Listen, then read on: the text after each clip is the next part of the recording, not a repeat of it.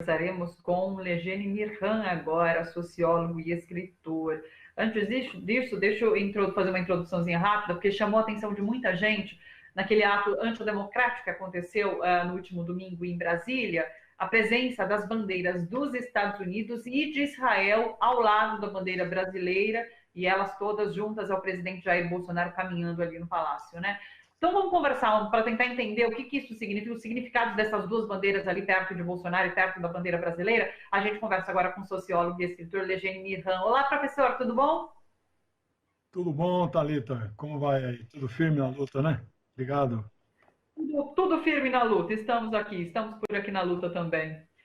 Explica pra gente, professor, deixa eu só falar um pouquinho sobre os assuntos. Olha, hoje a gente vai falar sobre coisa bastante interessante, deixa eu já citar. A gente vai falar sobre essa questão do ato antidemocrático dos Estados Unidos e Israel ali. Vamos falar sobre o caso da Venezuela, que, segundo o presidente Nicolás Maduro, sofreu uma invasão nesses últimos dias. E vamos falar também sobre a moeda digital da China, anunciada pela China. Tudo isso a gente conversa hoje com o professor. Tem alguns assuntos bônus, se a gente tiver tempo, a gente conversa sobre eles também, né, professor? Vamos começar falando sobre essa questão de Estados Unidos e Israel, junto com a bandeira brasileira. Qual o significado disso tudo? Olha, Thalita, eu sou relativamente jovem, nós somos jovens em relação à roda da história, mas pegar o período republicano, 1889 para cá, que já tem fotos, né? A gente pode, a história documentada, nós não vimos nenhum caso assim em que o presidente da República do Brasil posa ao lado da foto dos Estados Unidos, não só ao lado da foto dos Estados Unidos, ele nutre uma admiração pelos Estados Unidos jamais vista nem entre o mais entreguista de todos os presidentes da história. Essa imagem que nós estamos vendo, não é? É uma aberração. Lugar nenhum do mundo você tem as três bandeiras no mesmo mastro, né? Ao lado do presidente da República, né? Então você veja que ele autoriza que esse cidadão vestindo a camisa da seleção brasileira, nós aí temos até raiva hoje disso, nós temos que repensar as nossas cores, porque as nossas cores foram apropriadas pelos fascistas, né? Então, em particular, né, você veja que agora a bandeira separa do Brasil e fica só a dos Estados Unidos e de Israel. Claro que Israel é uma bandeira que existe de 48 para cá. Mas não há caso na história do nosso país em que um presidente desfila ao lado da bandeira do maior império da Terra, né? É bem verdade que, quando terminou a Primeira Guerra Mundial, em 1918, os Estados Unidos não era aquela potência que era a partir da Segunda Guerra, né?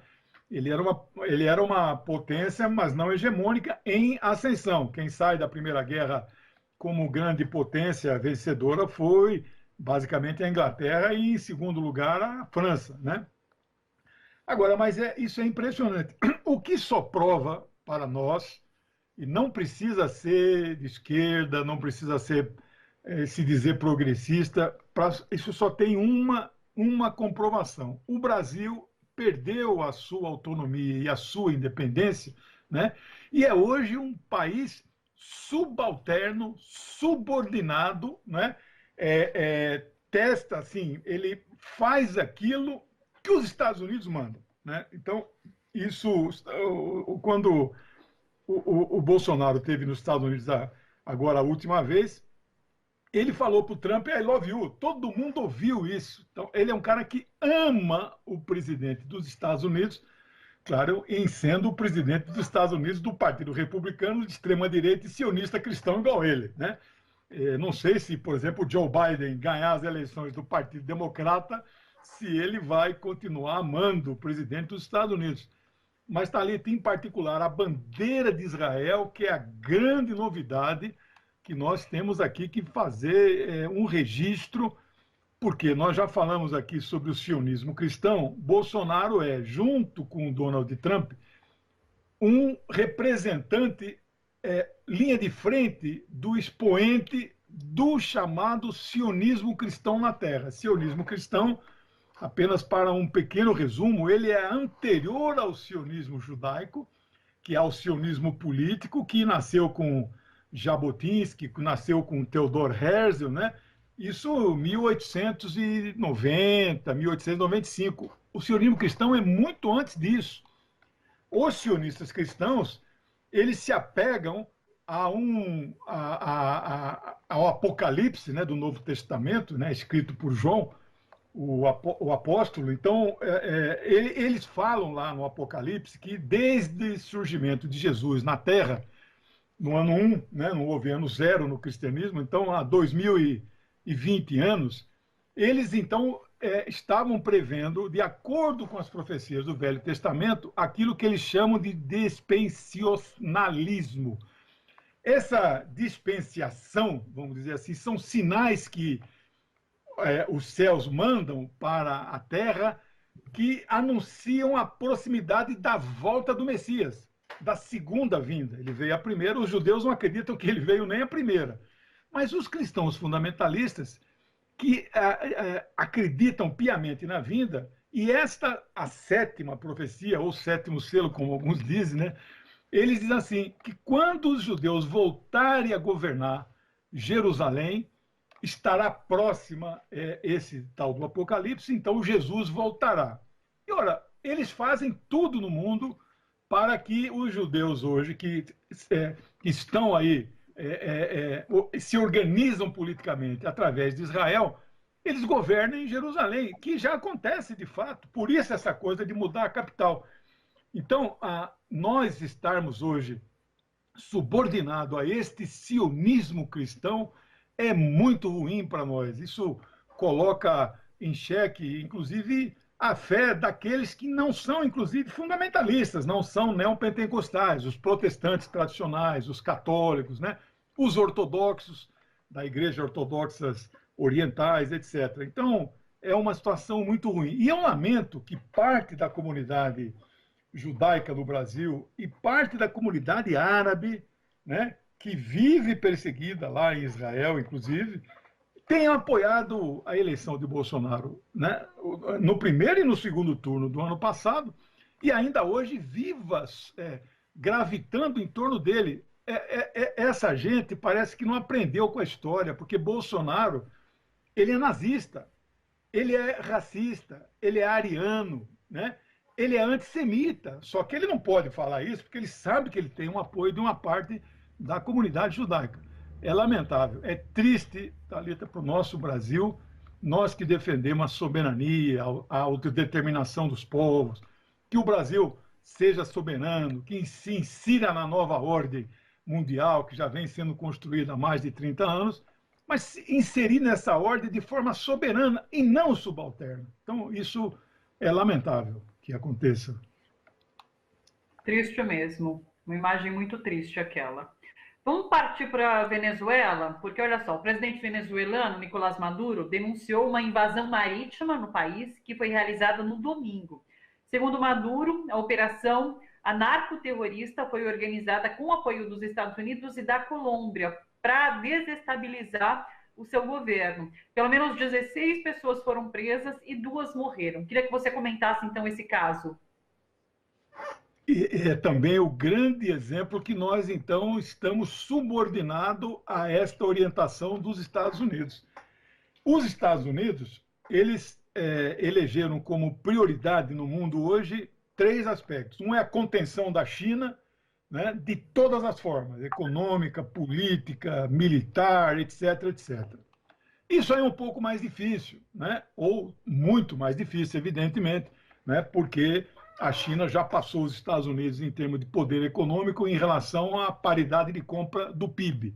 Em PIB nominal, ela é o segundo, mas vai passar também pelo PIB nominal. Mas a China está a 15, 17 mil quilômetros de distância. Eles também elegeram o segundo aspecto, fazer de tudo para destruir o Irã, desagregar, quebrar o país, evitar que ele venda o seu petróleo. Evitar não, eles estão conseguindo, eles impõem sanções, o Irã não pode comercializar a sua maior fonte de riqueza, que é o petróleo, né? Mas tem um terceiro grande objetivo, que está bem mais perto, ali no Golfo do México, ali, Caracas, Miami, deve estar o quê? 1.500 quilômetros, 2.000 no máximo, né? Um petroleiro vir lá do Oriente Médio com 2 milhões de barris de petróleo dentro, para atracar num porto americano, ele anda 15 mil quilômetros, né? E de Caracas para lá, se eles tomam o petróleo venezuelano, é bem rapidinho, é muito mais econômico, né? Sem falar que a Venezuela é a maior reserva petrolífera da Terra, maior do que a Arábia Saudita, inclusive, né? 300 bilhões a 280 bilhões de barris, né? Bom, então, o objetivo grande hoje, que está mais à mão, digamos, dos Estados Unidos, é desestabilizar o governo da República Bolivariana da Venezuela, que é um país democrático, que é um país com ampla liberdade de imprensa, né, que jamais caçaria, né, uma concessão de uma televisão. Chávez nunca fez isso e Maduro não fará também. Eu passei muitos dias, semanas na Venezuela, em 4, 5 vezes que estive lá.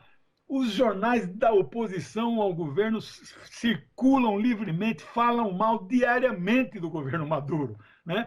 Globo, Folha, Estadão aqui, é fichinha perto do que tem na Venezuela, né? Então, eles é um governo democrático, com amplas liberdades, mas precisa destruir. Não dá para os Estados Unidos invadir a Venezuela diretamente, não é? Porque isso geraria problemas, inclusive com a Rússia, com a China, com a qual a Venezuela, né, tem relações, né, fraternas, e eles têm lá dentro da Venezuela muitos amigos, consultores, né, armamentos que a Rússia e a China têm fornecido. Então não dá para. Então eles têm que fazer a tal da guerra por procuração, que é o que aconteceu na Síria durante. Ainda está acontecendo ainda, né? Mas a Síria venceu a guerra contra os terroristas mercenários a soldo dessa gente aí. Na Venezuela, eles têm que pegar o apoio da Colômbia e do Brasil, não é? Do Brasil está mais difícil por vários motivos. Um é que existe uma crise política aqui muito grande internamente, não é? Não é simples ele, o Bolsonaro, unificar o campo da extrema-direita e mesmo o exército para entrar numa aventura contra um país vizinho que é o segundo maior comprador nosso de produtos, só perde para a própria China, que é também hostilizada pelo nosso ministro das Relações Exteriores. Então, ele não unificaria. Tentou-se aí uns meses atrás, no ano passado, ali por Roraima, né? Até o filho do Bolsonaro chegou aí na fronteira lá, achando que ia Guaidó, não sei o quê, ia dar um levante popular, quebrar a cara. Não dá. O Brasil não aguenta, dizem os especialistas em assuntos militares, armamentos, que nós não aguentamos 6 horas de guerra contra o exército das Forças Armadas Nacionais de Libertação Bolivarianas, né, lá da Venezuela. Não aguenta. Sem dizer que, além das Forças Armadas, a Venezuela tem 2 milhões de pessoas do povo, milícias populares e revolucionárias armados. Então não aguenta. Aí, então, quem topou esse tipo de coisa foi a Colômbia, que tem um governo que consegue ser igual ou até pior ideologicamente que o próprio Bolsonaro. É um governo também de extremíssima direita. E neste final de semana aconteceu uma coisa muito parecida do que foi lá atrás na Baía dos Porcos, na década de 60, quando os anticastristas lá de Miami, financiado, claro, pelos Estados Unidos, e era governo Kennedy, né? Governo democrático, que os democratas foram os que mais fizeram guerras no mundo inteiro, e eu não tenho nenhuma simpatia pelo Kennedy, que muitas pessoas idolatram e tal. Eles financiaram a invasão da Baía dos Porcos em Cuba por terroristas, por mercenários, etc., com apoio do exército dos Estados Unidos para derrubar o governo, né, de Fidel Castro. E quebraram a cara. E nós sabemos da história como é que foi. Eles nunca mais tentaram fazer nenhuma agressão desse tipo. Agora fizeram com a Venezuela, né? E não foi qualquer coisa. Foram vários barcos. Quando a gente fala barcos, são as lanchas. Nós falamos dessas lanchas iranianas há 2 ou 3 semanas. Elas são lanchas poderosas. Elas são lanchas que têm canhões, né, militares. Então elas não são navios de grande porte, mas elas transportam lá 8, 10 soldados, ou no caso ali foram mercenários. Tentaram invadir a costa venezuelana e foram rechaçados, né, pela Marinha e pelo Exército venezuelano. Morreram muitas pessoas, né, não sabemos ainda, uns falam 8, outros falam 10, 12, né? Alguns foram presos, foram apresentados para a imprensa, E entre eles tem gente que trabalhou, inclusive, na segurança pessoal ali do próprio presidente dos Estados Unidos, né? Que é o setor chamado Secret Service, né? O serviço secreto, que é o setor, é uma das 17 agências de segurança dos Estados Unidos, que são pessoas do mais alta competência e treino, né, militar, que estavam, uma ou duas pessoas dessa guarda do Trump estavam lá nessa empreitada. E também foi pego, identificado, um agente do DEA, D-E-A, né, E-A-D-E-A, que significa, é uma agência de repressão a drogas, né, nos Estados Unidos.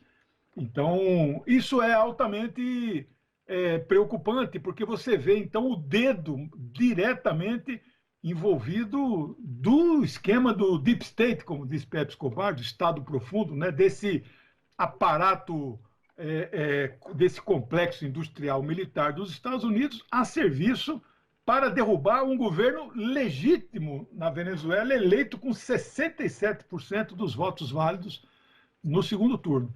Então, isso é lamentável que esteja acontecendo em um momento em que o mundo é pego em uma pandemia. O Brasil já é hoje o oitavo de maior número de casos, mesmo sabendo que tem 15 vezes mais casos não notificados. Nós já somos o oitavo oficialmente, de números oficiais, e o sexto em mortalidade, e vamos passar Itália e Espanha e vamos ficar em segundo lugar de mortalidade. Há 3 ou 4 semanas eu dei um número aqui que nós chegaríamos a 1 milhão de infectados e entre 30 e 40 mil mortos. Aguardem, que eu tenho convicção que nós vamos chegar nisso, né? E eu não sei como é que está nosso tempo, Thalita. Eu queria fazer um pequeno registro, já que eu falei em Covid. Vamos lá, só vai ficar o registro, na verdade, porque ainda tinha moeda digital da China, que a gente vai deixar para uma próxima, além dos assuntos bônus, que também vão ficar para uma próxima. Pode fazer o registro, Legene. O registro é porque esse assunto internacional é tão... Aqui do nosso vizinho, Argentina, né, do Alberto Fernandes, um governo patriótico, verdadeiramente patriótico, democrático, foi feito um estudo que começou no dia 17 de março. Dia 17 de março, mês retrasado, a Argentina tinha 2 mortes e o Brasil 2 mortes por Covid. Dia 30 de abril, portanto, passaram 44 dias, a Argentina tinha 218 mortes. O Brasil, 5.901. Eu estou falando de 30 de abril, hoje já estamos chegando em 8 mil.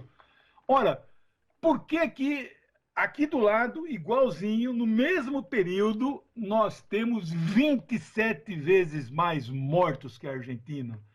Porque por 2 questões da ciência. Um é o isolamento funciona. Na Argentina foi quase lockdown. Aqui ele está sendo burlado por incentivo do próprio governo federal, né? E você tem uma situação assim de um governo que protege a vida dos cidadãos e não faz nenhum estímulo ao rompimento do isolamento. É uma pena que nós tenhamos que ter 30 vezes mais mortos em função de um governo como esse irresponsável em nosso Brasil. Obrigado e um grande abraço.